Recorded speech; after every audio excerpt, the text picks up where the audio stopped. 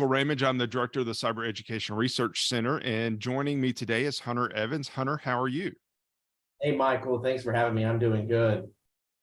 Well, let's just get started. Let's start off by sharing a little bit about who you are and what you do. Thanks, Michael. As Michael said, I'm Hunter Evans. I'm an account executive for Microsoft Corporation here in Nashville, Tennessee. I've been with Microsoft for 8.5 years. I started at Microsoft in 2014 after graduating from Murray State under the TSM program. I hold 3 degrees there on the wall behind me. I've got a bachelor's in telecommunications, I've got a master's in telecommunications, and I've got an MBA, all from Murray State. When I started at Microsoft, I was a cybersecurity consultant based out of Dallas, Texas. I traveled all over the US and in the globe. And then right before the pandemic started, I transferred over to the sales organization. I started as what's called an account technology strategist. And then this past July, I moved into the account executive role here in Nashville. And I have 6 accounts here in the Southeast, and I manage all the contacts, relationships, all of our contracts for software and hardware spend, as well as leading customers through their cloud journey and forecasting their goals for the next 3 to 5 years. Awesome. Well, that's it's an interesting journey, and I've heard a little bit more about your journey, and literally, you're right, all over the globe that you have traveled. Before I ask about some of the experiences, share a little bit about how, when you were a student, that you ended up at Microsoft, because I actually think that's a pretty cool story too. Yeah, so when I was at Murray, there were different tracks that we could go in TSM, and so the track that I went in was security, and fought for a lot of different internship opportunities. Ended up interning for 2 manufacturing plants. One was a power plant, and then one was a chemical manufacturing plant. And then used the services there, like the resume builder and interview tips there at the school to help prepare myself and get ready for the transition into the workforce. And so when I was at my last internship, and I knew I had about 6 months, 6 to 8 months till graduation, I just started applying everywhere. I know I wanted to land something before I graduated so that I could, have that transition plan started. I think I sent out over like 500 or 600 applications to different companies around the globe. I was blowing up Monster and Indeed, and really anybody that was looking for the entry-level position. And I had applied to a lot of different places, and I was like, I got to be missing something, and realized that I had not applied to Microsoft. So when I applied to Microsoft, I applied through their collegiate hire program. It was called MOC when I was there, the Microsoft Academy of College Hires. Now it's called the Microsoft Aspire Experience.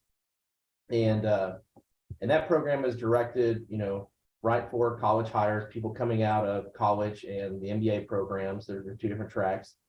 And so applied online, as ironic as that is, got a phone interview, did the phone interview at Murray State in one of the professor's offices, and had done some coaching with the admins there, passed the phone interview, flew to Dallas to do an in-person finals day. There's about 25 to 30 people there for the finals day. 4-round interviews, 45 minutes each, 15-minute break between each interview.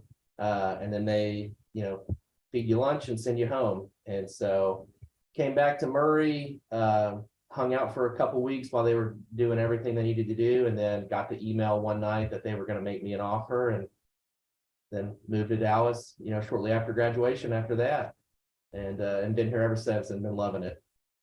I like that story.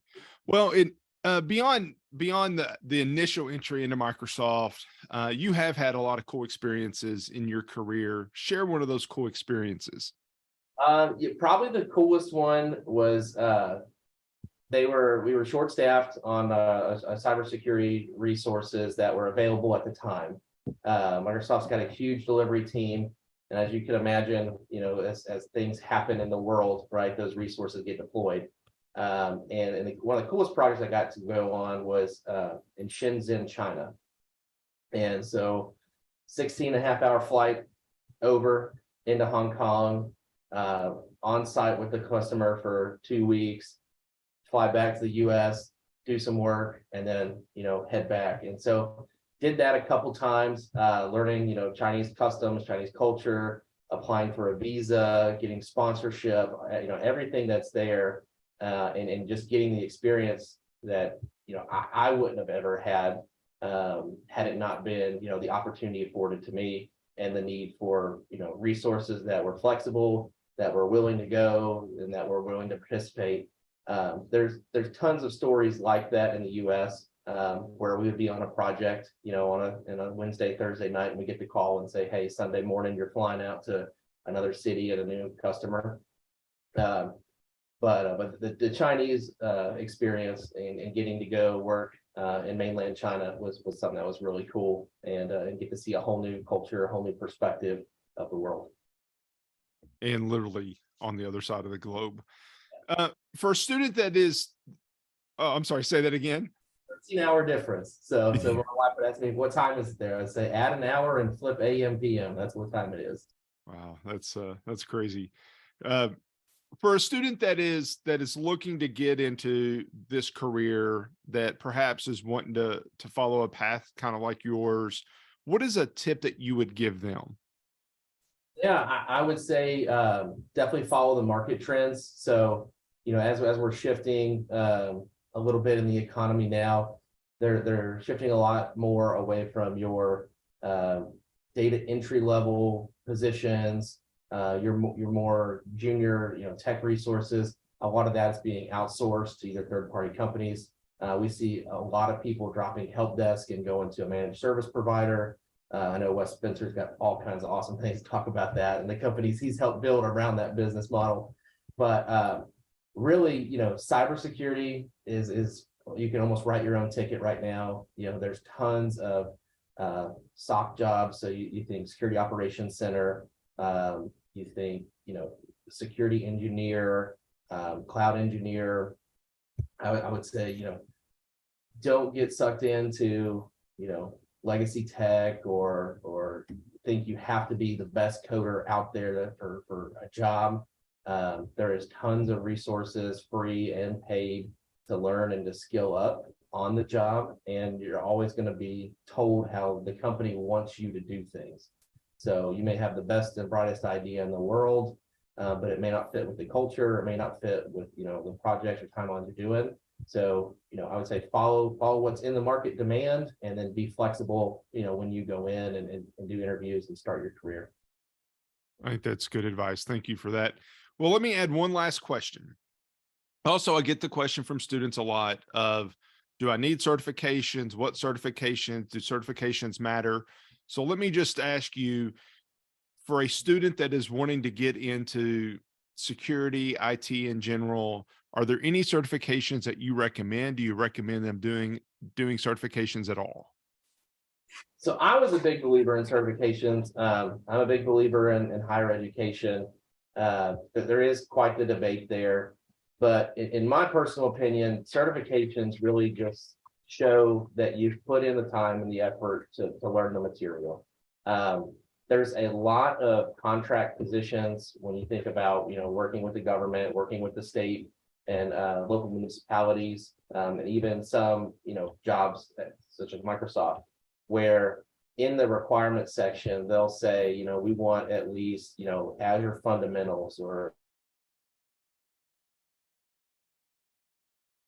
Amazon, AWS fundamentals, or something that shows that you've worked in the cloud space and that you can, navigate and do what they're expecting you to do. From a security perspective, I think it's good to have security certifications. I think a lot of the vendor agnostic certifications, the Security Plus is probably a great place to start. It's very neutral to vendors, and it focuses more on the principles rather than, actual product. Any of the NIST or DoD standards that publish certifications or publish a compliance that you have to meet, familiarizing yourself with those, as a lot of people and organizations use those as a framework They may not be 100% DoD compliance or 100% NIST compliance, but they use those standards that are published as a framework to build their security policy and measure, how their organization's doing.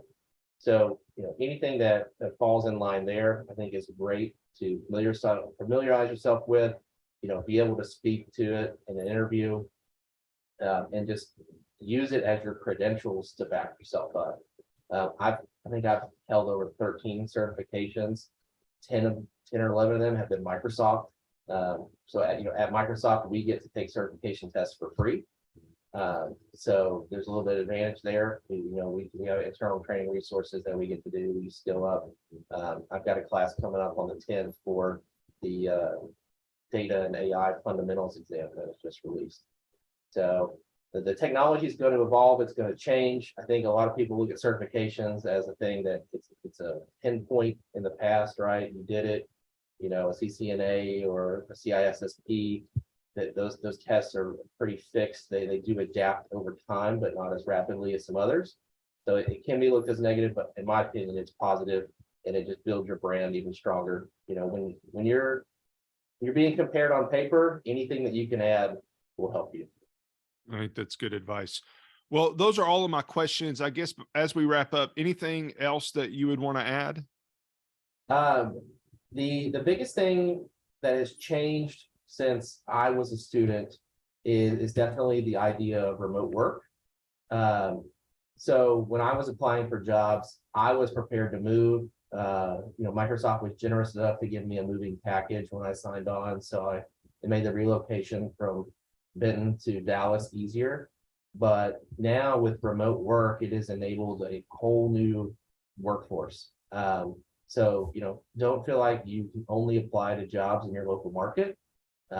Search LinkedIn, search Indeed, Monster, look for hybrid positions, look for remote positions, and that will open probably twice as many doors than just feeling like, you can only apply to what's local or where you're at today. I think that is so true. Well, thank you very much, Hunter, for your time today. I appreciate it, and enjoy the rest of your day. All right. Thanks, Michael. I appreciate it. Thank you.